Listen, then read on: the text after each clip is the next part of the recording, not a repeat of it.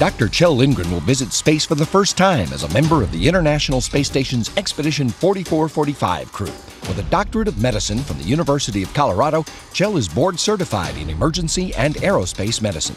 He was serving as the deputy flight surgeon for STS-130 and Expedition 24 when he was selected to join the Astronaut Corps in 2009.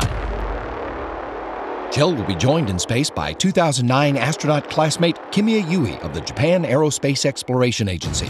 Kimiya is a graduate of the National Defense Academy of Japan and retired from the Japan Air Self-Defense Force as a lieutenant colonel. In 2012, he was stationed at the Aquarius underwater habitat for 11 days as part of the Nemo 16 crew.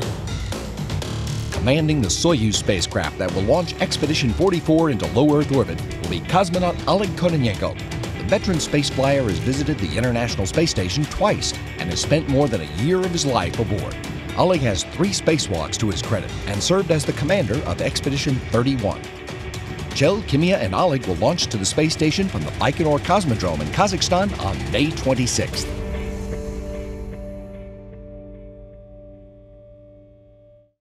Good afternoon, and thanks for joining us here at the Johnson Space Center. We're honored today to have the crew joining us here. Kjell, Oleg, and Kimiya, thank you so much, gentlemen, for joining us today. Thank you for having us.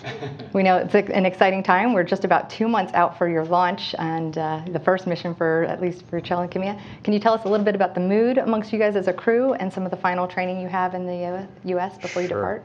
Well, we're very excited, and it's always great when we're all in the same country and get to train together. But you know, we're ready to fly. We had to be basically certified and ready to fly back in November when we served as the backup crew to Terry and Samantha and Anton. And so we had most of our training and certifications done at that time. So in the past 4 or 5 months, we've kind of been doing some last-minute training and working on payloads. And Oleg and Kimiya, do you guys feel like the pace is starting to pick up, though, now that the launch date is closing in? Yeah, feel really excited. Yeah. Kjell and I were selected astronaut candidate in 2009, and since then we trained for 6 years together. So you're really ready to go. Yeah, born ready. Great. And Kjell, you have kind of a unique background being a doctor and even a previous NASA flight surgeon. Mm-hmm. Can you tell us your perspective now going into a mission where you're going to be not only a test subject yourself, but even a scientist? You bet. Well, I've been interested in spaceflight and the effect of microgravity on the human body really since undergrad. I did my senior thesis on orthostatic intolerance, which is basically how microgravity affects the cardiovascular system. And so having studied that in graduate school and undergrad, and then working with the crew as a flight surgeon, you know, this is going to be a really unique opportunity to experience it firsthand and see what it feels like to work and live in space. And so that's very exciting to be at this point. We're excited for you. And we have a lot of folks who are excited for you as well. So we have a lot of special guests with us today. We have some residents from the University of Texas Medical Branch and also some students from the DeBakey High School. So with that, we're going to start with questions here from the Johnson Space Center, and we'll start with media first. So if you can raise your hand and state your name and affiliation when selected. We'll start over here with Mark.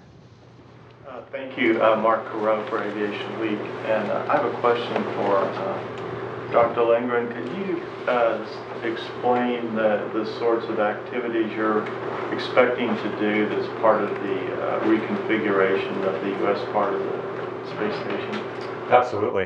You know, this is a very exciting time in the space station program where we're preparing the station to receive our commercial crew partners' vehicles. And so for our particular expedition right now, we have scheduled a SpaceX Dragon coming up that will bring up the first international docking adapter. And this is scheduled for around June, July timeframe. And Scott Kelly and I will be doing an EVA to install that on the forward portion of Node 2.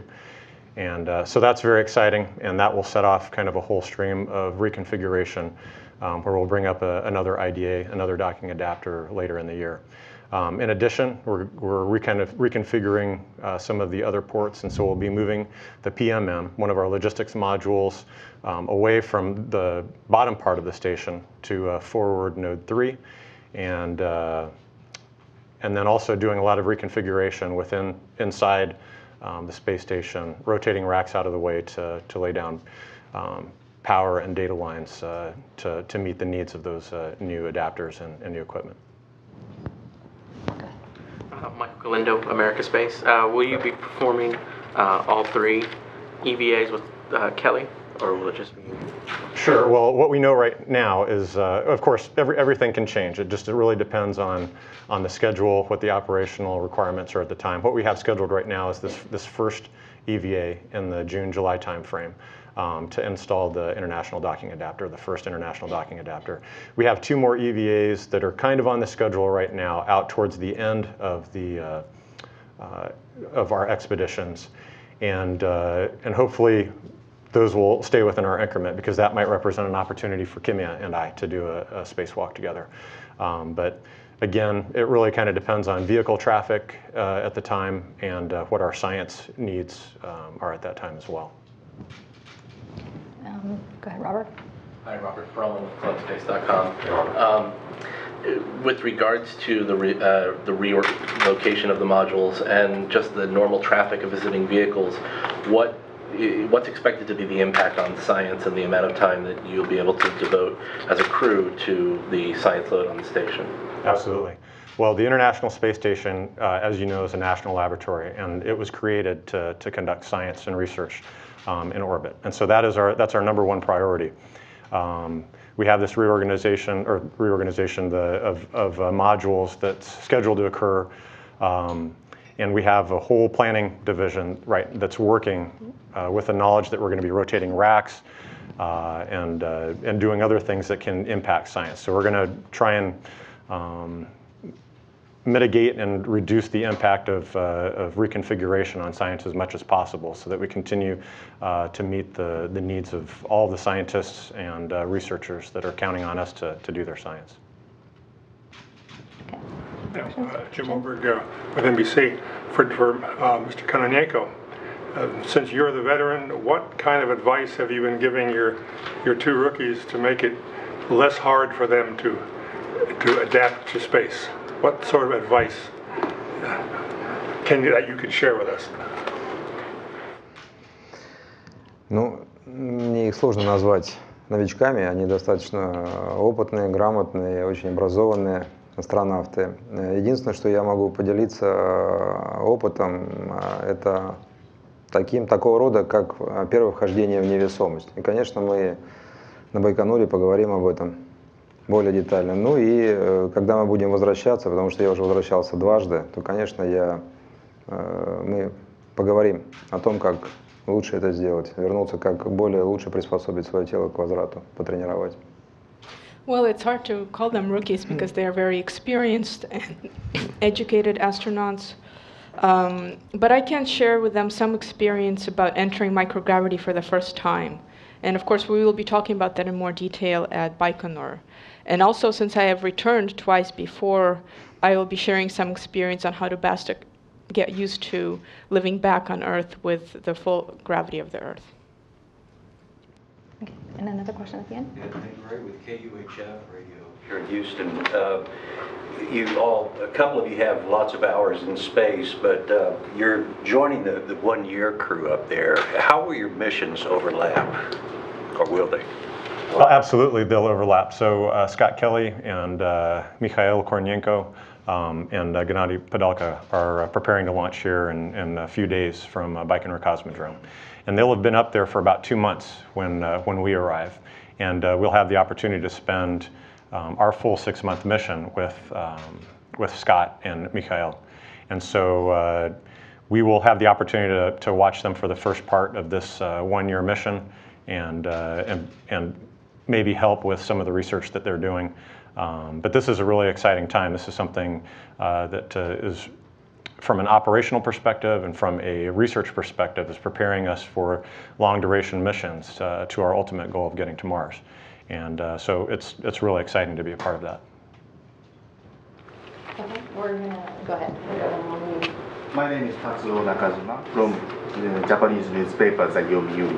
I have a question for Japanese astronaut Yui Kimiya-san. This is your first flight to space, so what do you want to do in the space, and what is the most important work in your flight? Okay, it's there are a lot of important things, but first of all, I'd like to try as much as possible, as many challenges as possible. So if I have a new opportunity to try something, I'm gonna raise my hand and try. So, and one of the most probably significant maybe event is there are some possibility that HTV gonna be launched during our mission. So hopefully I can get deeply involved. Hopefully I can grapple that HTV. And of course, in that HTV vehicle, we have a lot of important payloads related to the JAXA experiments. So I want to prepare for that, and I want to work hard to lead that experiment to be successful. Yeah, thank you. Okay, we're going to switch now to social media for a couple questions. And just a reminder for our viewers, we are monitoring social media and taking questions, so use the hashtag AskNASA. And we'll switch it over to Megan for some of those questions coming in. All right, we have one from Twitter, from Explorer. What favorite foods have each of you asked for? You want to start? Yeah. I'd like to, my favorite food is actually Japanese space food, is like a curry with rice. So I'm really looking forward to eat that actually. And I would like to share with my crew members and try some of them. Yeah. My favorite space food is also curry with rice. So he's going to have to protect his food storage. You know, it's very interesting because we have the opportunity to try food down here, both from the U.S. Food Lab, and then also when we're in Russia, we have the opportunity to try items from the Russian menu. And it's all really, I mean, I think I picked out maybe 3 or 4 things that I didn't really care for, but for the most part, it was all really good. I think our tastes, depending on who you talk to, our tastes change a little bit when we get in space. And then also, when you have a repeating menu, as good as things taste, when you have a repeating menu, I think maybe sometimes things might get a little bit old. But I've been told that the barbecue brisket is really good, so I put that on in my bonus container, and I'm looking forward to seeing how this all works in space. Ну, что касается меня, то вот космонавты, астронавты, мы, конечно, в этом плане уникальны, потому что у нас тренировки абсолютно в разных частях мира, и поэтому мы привыкли есть, скажем так, пищу везде, в любом уголке земного шара. Поэтому на станции вот достаточно уникальное сочетание меню, потому что это меню включает в себя меню различных стран. Это очень здорово, и ты к этому не сильно привыкаешь, это делает разнообразным твое меню на станции. Ну а так, у меня есть предпочтение и в американском, я очень люблю лепешки, тортилла с мясом барбекю. Есть, я люблю очень японский рис. Я много доедал во второй экспедиции после Сатоши. Ну и, конечно же, и российская часть. Творог с орехами, любимое блюдо многих космонавтов. The interesting thing is that cosmonauts and astronauts, we have a very unique experience. When we train, we travel all over the world, and we get to eat different foods from all over the world. And as a result, the menu on station is also very unique and very international. So I never get bored trying different foods when on station. But as for me personally, I do like the tortillas with meat, the barbecue. I also like the Japanese rice. I actually ended up eating a lot of it after Satoshi during the previous expedition. And of course, the Russian favorite is the cotton cheese with nuts. I think we should have a food tasting at our next briefing. That sounds like a good idea. The more I hear about this, it's awesome. Good. Okay, and another question from social media? Yes, also from Twitter, Yazzie, for Astronaut Kjell, what do you expect to see on your first mission to the space station? Wow. Well, what I'm really looking forward to seeing is the Earth. Being able to just go to the cupola and to look down at the Earth, always changing, all the beautiful colors. And you know, talking with some of my friends that have flown already and have sent down amazing pictures.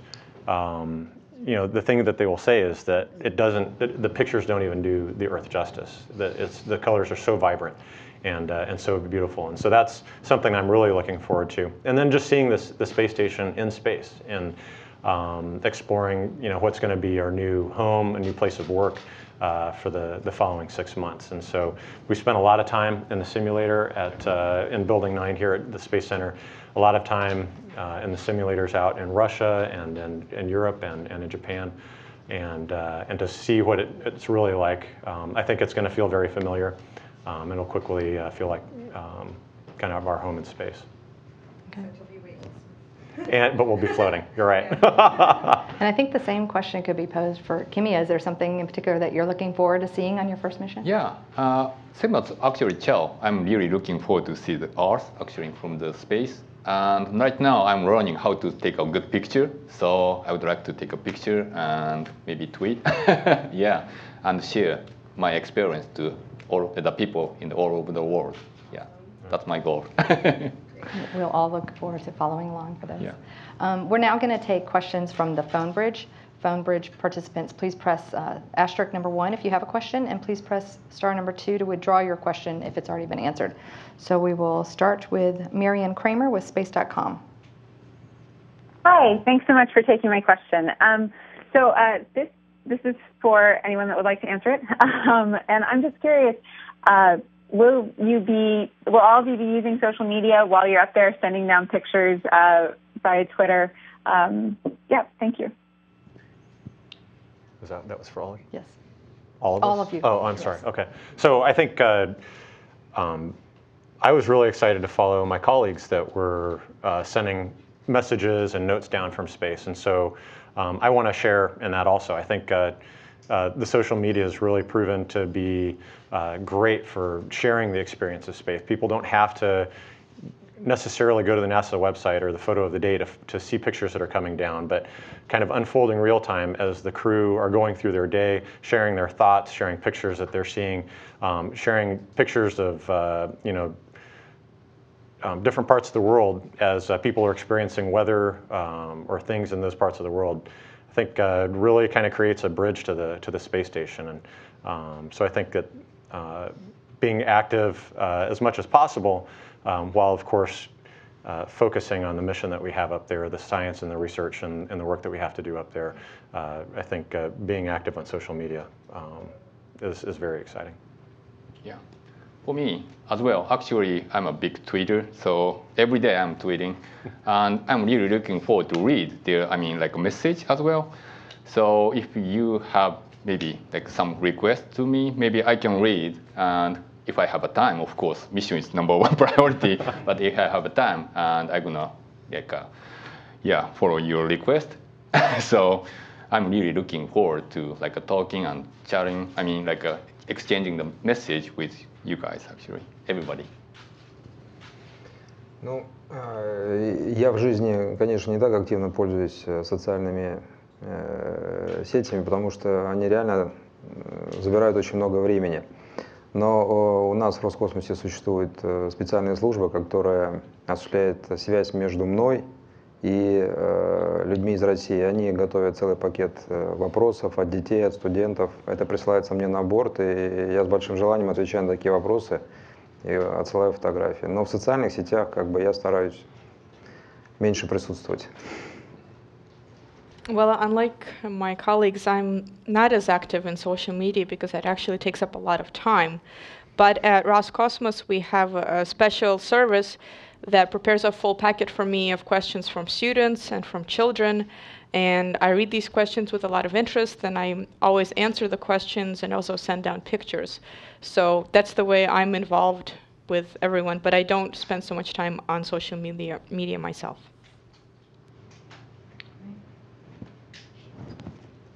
And Miriam, did you have a follow-up? Okay. Nope, that's it. Thank you. All right, thank you. Okay, we'll return here to the room here at Johnson Space Center, and we will turn it over to the students. So we'll start with the UTMB visitors and residents, if anybody has a special question. Okay, go ahead. Over a 6-month period, you're going to have a lot of science that you're doing. This is for all three. Is there 1 or 2 science projects in particular that you're excited about? Yeah. So for me, I became an astronaut because when I was a little boy, I was really interested in astronomy. So right now still I have a great interest in astronomy. And we are going to have one payload, JAXA payload, that is observed like a high energy electron, gamma ray. So we are hoping that that kind of like experiments can contribute to find dark matter. So yeah, I'm really excited to see the result of that payload. Yeah. Ну, сложно выделить, экспериментов очень много, сложно выделить, какие любимые, какие нелюбимые. Я все эксперименты буду делать с большой охотой, с большим желанием. На российском сегменте у нас все эксперименты выполняются по 6 научным направлениям. Это и изучение материалов, изучение человека, изучение Земли из космоса. Меня больше, конечно, привлекают выполнение технических экспериментов. Например, я буду делать плазменный эксперимент. Плазменный кристалл эксперимент — это совместный эксперимент российских ученых и европейских, изучение физических явлений плазмы в условиях при различных давлениях инертного газа, в условиях микрогравитации. И мне интересны эксперименты, связанные с изучением моей профессиональной деятельности в течение полета. Например, на разных этапах длительного космического полета я выполняю различные сложности и операторские задачи. Управляю космическим аппаратом, сажусь в атмосфере, управляю какими-то роботами, которые находятся на планете. Ну, такого рода задачи мне интересны, они и будут. Well, there's a lot of interesting things. I can't say that I have one favorite or one less favorite science project. I actually enjoy all of them, and I'll be doing a lot of them gladly. On the Russian segment, there are several directions that we take. We study different materials, we study how humans behave in space, and we study the Earth. Personally, I'm more interested in the technical aspects. For example, there was an experiment called the plasma crystal.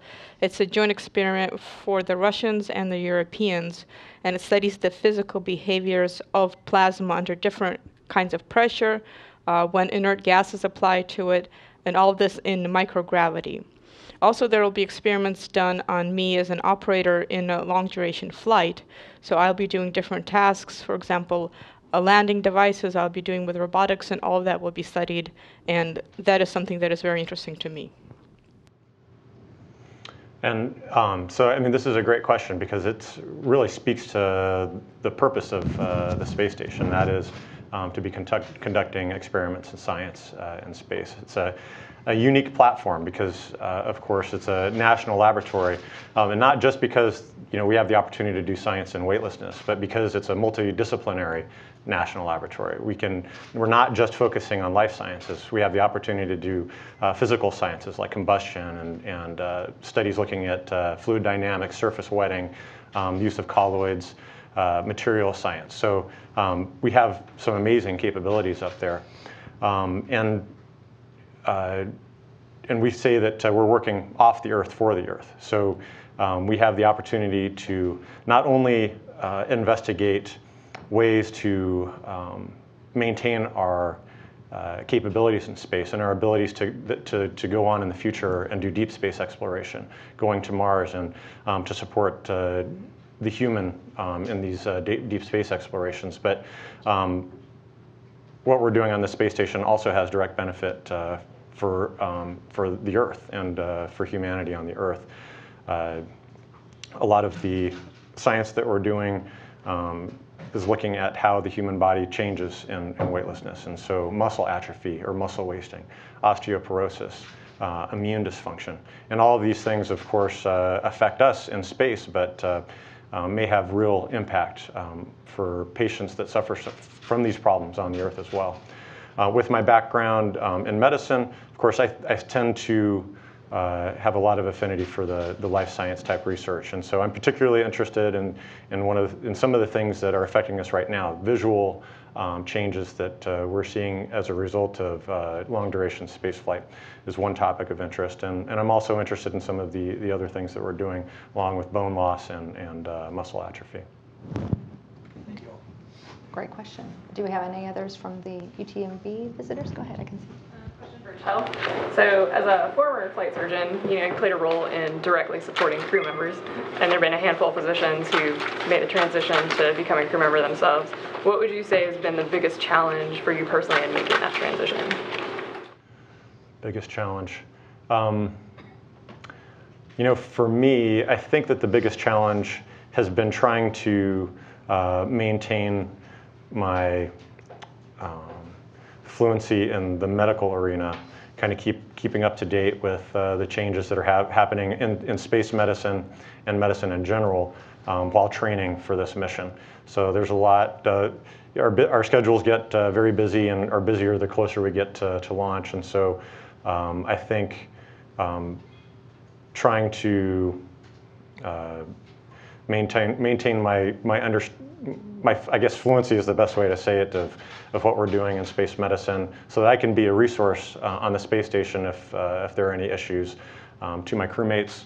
The nice thing about working in low Earth orbit is that we have an amazing ground team that is supporting us, and that team includes the flight surgeons and space medicine group who will be able to support us if we have any issues. Okay, we're going to switch quickly now to some of our other special visitors. These are high school students from the DeBakey High School for Health Professions. So I think we have some questions from those students. Can you raise your hand if you have a question? Okay, go ahead. Hi, this is for all of you guys. I was wondering what sort of mental preparation do you guys incorporate into preparing for this mission? Do you want to start? Okay. Mental preparation. Well, I think part of that really just speaks to the training that we get. We've spent 2.5 years, Kimiya and I, going through astronaut candidate training. And then for this mission in particular, another 2.5 years of mission-specific training. And so we spend a lot of time training for emergencies that might happen on the space station. A lot of time on the different payloads, the different systems. Spent a ton of time in the pool training for spacewalks. And so that repetition and that study has really prepared us, I think, for the things that we're going to need to do while we're in space. And with that training comes the confidence that we're going to be able to do what we need to do. And so I think that repetition and that confidence really prepare us mentally for what's coming up. And as things start to speed up, feel like time is compressing here in the last couple of months of training, personally I've tried to spend a little bit of time, just quiet time, just thinking about this opportunity that's coming, not to get caught up in the hustle and bustle of preparation, but to really think, reflect a little bit about this amazing opportunity that we're about to embark on. So for me, when I was assigned, I know that my ability to go space is not enough. And also I had to learn English and also Russian. And initially I worried about a little bit, but I just analyzed, why I'm worried about this mission. So I just, when I analyzed, I realized that, maybe this capability is not enough. So there's a gap, requirement, and also this is my ability. So I just analyze this like a gap and try work hard to keep my ability to going up. That's kind of like a training and repetition. So I did continuously, actually, that's 6 years, I continuously did that. And I think right now, I met this kind of like a requirement. So that became my like a confident. So I think like for the mental, maybe you have to worry, that worry is kind of natural for the people to have, but you have to like analyze what is not meeting your requirement. That's kind of like assessment and also work hard. That helps us to prepare your like challenges, I think. Yeah. Good question. Any others from the students? Okay, go ahead. This is a question for all three of you too. For your free time, if you have any, what do you plan to do with it? It's a good question if we have any free time. It's a great question. And speaking to the free time, this is a 6-month mission. This is where we're not only going to be working, but it's where we're going to be living as well. And so the schedule, well, our long experience on the space station, the experience that our colleagues have on the Russian space stations, and our experience from Skylab back in the 70s, really taught us that there has to be time for work and a time for relaxation. You know, 6 months is a long time, and so we need to be able to take time to kind of rejuvenate both mentally and physically. And so for myself, I think I'll be spending a lot of time looking out the window, looking back at the Earth and taking pictures and sharing the experience. We have the ability to watch some movies and television shows, especially while we're exercising, and just taking time to gather as a crew and talk about you know, what's going on in the space station and talk about our experiences. Я бы добавил только к словам Чела, что свободное время мы еще будем использовать для того, чтобы больше общаться с семьей. The only thing that I would add to what Jill has said is that in the free time we would spend that time to talk and to communicate with our families. For me, as I mentioned before, maybe I would like to take a lot of pictures, and I'm actually a big tweeter, so probably I'm gonna write some like a message and send these pictures to people. Yeah, probably I will enjoy such kind of time. Probably, yeah. Okay, and speaking of social media, we'll go back now to see if there's any additional questions from Twitter. Megan? All right, we have one from Blake Byram on the International Space Station Facebook page. What was the easiest and hardest part of training? Wow, the easiest and hardest part of training. It's hard to think of the easiest part of training. This? Yeah, that's right. The hardest part of training. For myself, I think that the travel and the time away from family is probably the hardest. So over the course of about 2.5 years of training for this mission, we spend maybe 40% of our time out of the country. And the most of that is spent training with our partners in Russia. And so it's funny because now when I think about a 3-week trip somewhere for training, that doesn't seem very long to me. But when I'm telling family or friends about it, they're like, oh, I can't believe 3 weeks away. And, so that's difficult, but you know, my wife and kids are incredibly supportive of this adventure and very excited. And so it's been fun sharing the experiences along the way. And we've developed strategies to, you know, to spend time together. And so, you know, technology is amazing.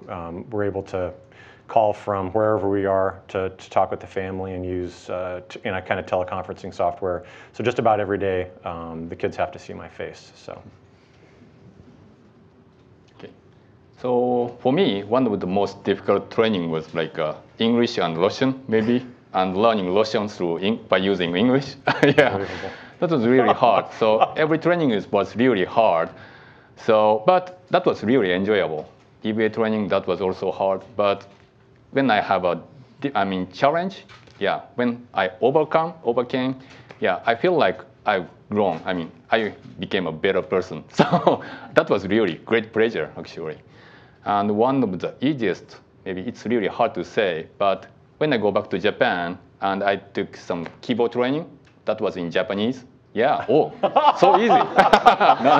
Actually, that was difficult, but yeah, in Japanese, it's really easy for me. I have to say, when I think about learning a language through another language, yeah, that is one of the most amazing things to me. If I had to learn Japanese through Russian, wow. Oh, thank you for the understanding.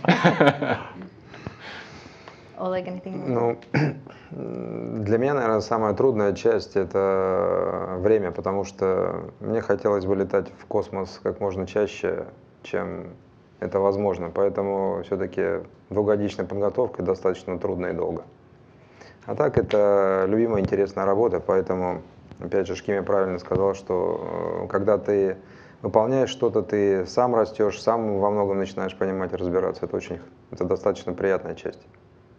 Well, for me, the hardest is the time. I would like to fly more often. A 2-year preparation period is actually a very long time to wait. I love this job, and I wish I could spend more time in space, but The truth is that learning and growing go hand in hand, and when you understand something, you feel good about it and better about yourself. So that's always a plus. Okay, we're going to switch back now to some questions here at Johnson Space Center. Robert?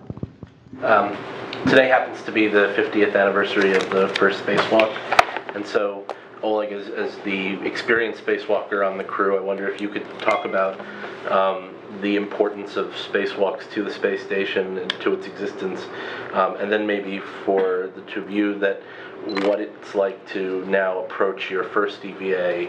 And I believe, Kjell, you're going to be going out first around the time of the first American spacewalk. If you have any plans to mark that actually while you're out on the spacewalk. Ну, выход в открытый космос – это тоже продолжение работы, что и внутри станции. Установка нового научного оборудования, продолжение исследований, возможен ремонт, так как вот мы с Сергеем Волковым выходили, мы выполняли ремонт своего космического корабля. Но по эмоциям, и это, конечно, самая такая эмоциональная работа, потому что одно дело видеть Землю из иллюминатора, и совершенно другое, когда ты видишь Землю, не ограничиваясь только рамками иллюминатора. Абсолютно совершенно разные впечатления. И я, например, вот когда первый раз увидел Землю, выйдя в открытый космос, то первое впечатление было, что Земля не такая уж и маленькая. И второе яркое впечатление от того, что атмосфера, которая окружает Землю, очень, в сравнении с размерами Земли, очень тонкая. Вот, поэтому выход в космос – это и сложно, и опасно, и трудно, но и огромное впечатление получаешь от этого. Well, spacewalking is just a continuation of the work that we do inside the station. Sometimes we have to install additional equipment. Sometimes we do a spacewalk to continue research. Or, for example, I had to do one to repair one of our flight vehicles. It is also a very emotional experience because seeing the Earth through the window is completely different than seeing the Earth directly from outside of the station. The first thing that I noticed about Earth when I was outside was how large it is. And the second thing is that the atmosphere around the world, as compared to the size of the Earth itself, is actually very thin. So, yes, a spacewalk is very dangerous, it is very intense, but it also is a very pleasurable activity. So, Go ahead. Okay, yeah, so just to kind of follow up on that, you know, I think we talk about spacewalking very casually, and even kind of the term spacewalking makes it sound very easy. And I think that NASA, the success that NASA and the Russian Space Agency have had with spacewalks, make it look easy. And you know, the environment is incredibly unforgiving, and every time we go out the door, we're essentially going out there in a mini spacecraft. So it's really a testament to the capability and the preparation that we're now at this time where we're celebrating the 50th anniversary of Alexei Leonov's spacewalk, and then in a few short months celebrating the first U.S. spacewalk for Ed White, the second on June 3rd. And so we're very excited to be a part of that, excited to have a spacewalk as a part of our expedition. And of course we'll be celebrating the U.S. anniversary in that time frame. I don't have any plans right now to do anything special on the spacewalk, but that might change. But spacewalking in general has been a critical component to the construction of the International Space Station. I think we've done 264 spacewalks total, and 184 of those have been in support of the space station construction. And it remains a critical part of our ability to stay in space, to conduct repairs outside, to move equipment around and conduct experiments. And it will remain an important operational capability for deep space exploration and going on to Mars. And right now we're in the process, for the first time since the 80s, of looking at new prototype spacesuits that will support that future goal. Okay. Additional questions? Go This is Nakajima from the media again. My question for Kimiya-san. Yes. In previous interview, you said the U.S. famous movie The Right Stuff is one of the reasons you decided to go to the space. Yes. And your wife also impressed by the movie, and she recommended you to apply to be an astronaut. Yes. So could you give me a little bit more information about the episode? When and where and why did you watch the movie? And why did your wife help you to be an astronaut? Oh, okay. Thank you. Yeah, a little bit complicated, so make it that story a little bit shorter. Yeah. So when first time I saw that movie was when I became a pilot actually in training in here, United States. That was around like when I was 24 years old. Yeah. And at that time, used to be I wanted to become a like astronaut, but right now at that time I chose to go. To become a military pilot. So actually, it kind of like abandoned my dream. But when I saw that movie, there is a maybe better path. Or if I became a military test pilot, maybe I can become like a Japanese astronaut. Yeah. At that time, we didn't have such kind of like a career path, but I just thought about that. And I told this story to my wife, and actually I forced her to see that movie again and again. So she was remember that kind of story. Then, like JAXA announced that JAXA is looking for a new astronaut. She found that information. I was so busy I couldn't find that information, but my wife remembered that story. So yeah, she recommended me to become an astronaut. You should apply. Yeah. So yeah. Thank you, wife. Yeah. I'm sure that for her, seeing that same movie again and again, that's kind of like a painful, but yeah, for me, it worked out. Thank you. Okay, next question, go ahead. Kyoto News. This is a question for all of you, each. Could you share your image of the other crews? What kind of person the other crews are in brief words? Thank you. Well, I feel so blessed to have gotten assigned to this particular expedition to fly with Kimiya and Oleg. So Kimiya and I, like we've said before, Kimiya and I were both selected and trained as a part of the 2009 class. And for some reason or another, much of our astronaut candidate training, we found ourselves in the same group. And so honestly, we've really kind of been training together on and off for the past 6 years. And so he is the hardest working person I know. And so I know that when we are in space, that he is going to be working incredibly hard to make sure that our mission is successful and that we get things done.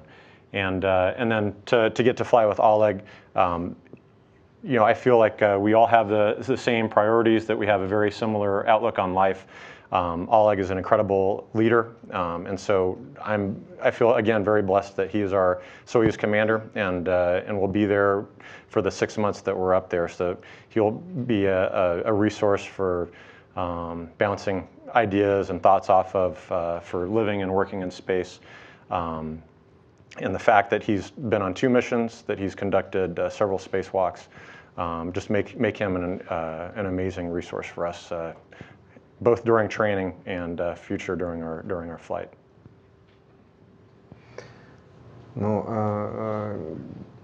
Кjell и Kimiya, как я уже говорил, очень любознательные люди, очень образованные, спокойные, и во многом наши взгляды на жизнь, на мир, они совпадают, и они с юмором смотрят на этот мир, юмор нам очень помогает в наших тренировках.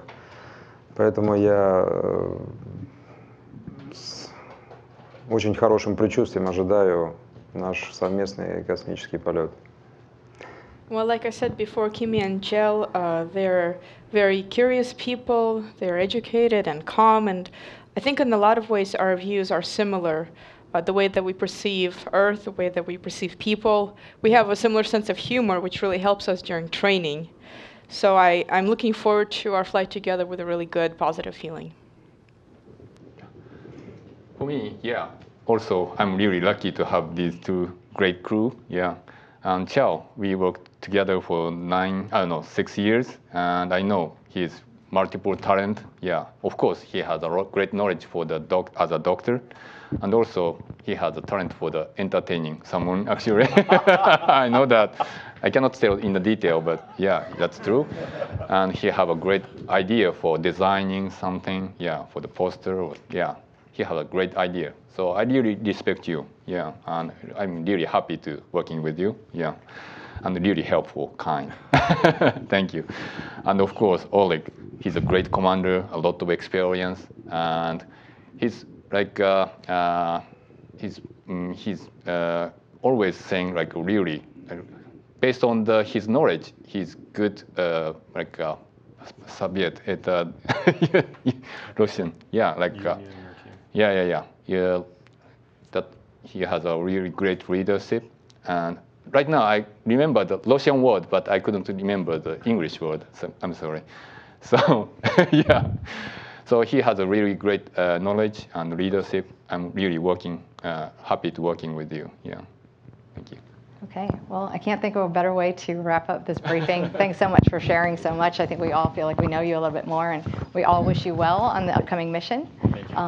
For those who were following on social media, if we didn't get to your question, Kjell will be taking questions later this afternoon, so you can continue to send those in using hashtag AskNASA. Otherwise, you can follow along with their mission preparations on social media, as mentioned, and our NASA website at www.nasa.gov/station. So with that, thank you, gentlemen, again, and thank you all for joining us. Thank you.